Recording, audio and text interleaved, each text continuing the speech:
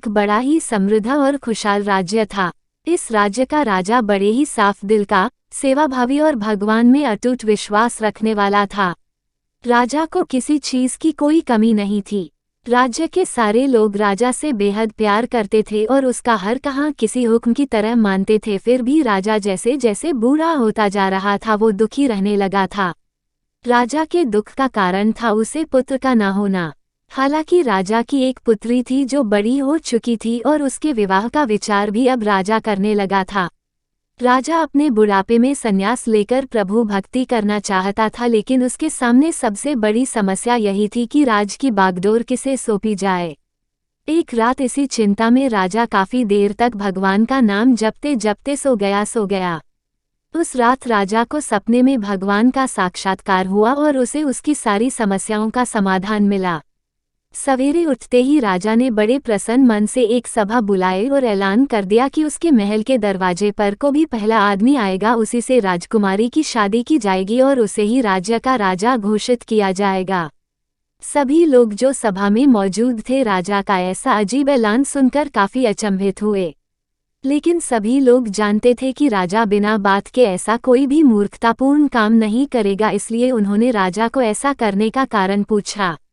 राजा ने अपने रात के सपने के बारे में सबको बताया तो सबके मन का संदेह दूर हो गया।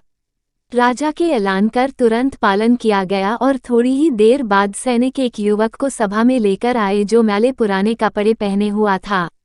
राजा ऐलान के अनुसार गरीबों को राजा बना दिया गया, राजकुमारी से उसकी शादी भी कर दी गई। कुछ ही दिनों में ढूंढा राजा अपना सब कुछ त्याग करके प्रभु भक्ति के लिए सन्यासी बनकर जंगलों में चला गया। धीरे धीरे नए राजा ने राज्य का सारा भार संभाल लिया और बड़े अच्छे से शासन करने लगा। राजमहल में एक गुप्त कमरा था जिसके दरवाजे पर एक बड़ा सा ताला लगा रहता और इस ताले की चाबी नया राजा हमेशा अपने पास संभाल कर रखता। हर हफ्ते एक दिन राजा उस कमरे का ताला खोलता और आधे एक घंटा उसमें बिताने के बाद फिर से उसे ताला लगा देता। उस चाबी को राजा कभी किसी को छूने भी नहीं देता। अगर कोई उसे छूने की कोशिश करता तो राजा गुस्सा हो जाता। सेनापति, खजांची और सभी मंत्री बड़ी जिज्ञासा के साथ उस कमरे में क्या हो सकता है ये जानना चाहते थे। सभी के दिमाग में यही सवाल घूमता रहता कि आखिर खजाने की चाबी खजांची के पास, शस्त्रागार की चाबी सेनापति के पास और सभी जरूरी दस्तावेज रखे कमरे की चाबी मंत्री के पास है, तो आखिरकार राजा उस गुप्त कमरे की चाबी अपने पास लिए क्यों फिरते हैं और आखिर उसमें क्या ऐसी कीमती चीज है जो राजा किसी को बताते नहीं। इन सभी के लाख कोशिशों के बाद भी राजा ने कभी भी उन्हें उस कमरे में क्या है उसके बारे में नहीं बताया। इन सभी ने जाकर इस बात की खबर रानी के कानों तक पहुंचा दी।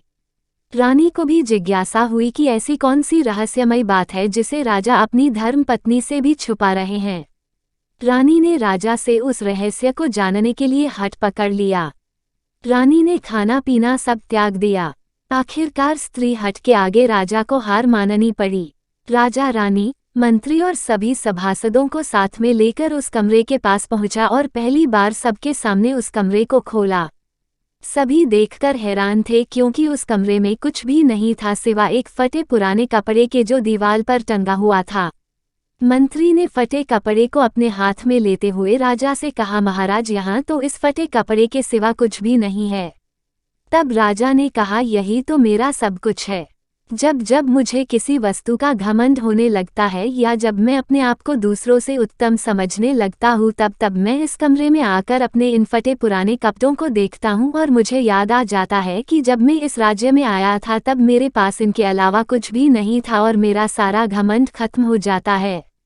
दोस्तों, ये कहानी हमें सिखाती है कि कैसे हम अपने भूतकाल को याद रखकर वर्तमान में गलतियाँ करने से बच सकते हैं। समय हमेशा बदलता है, इसलिए हमें ये हमेशा याद रखना चाहिए कि अगर आज हमारे पास सब कुछ है तो वो हमेशा नहीं रहने वाला, इसलिए हमें हमेशा नम्र बने रहना चाहिए। आपको ये कहानी अच्छी लगी हो तो लाइक करें, शेयर करें और सब्सक्राइब करें। धन्यवाद।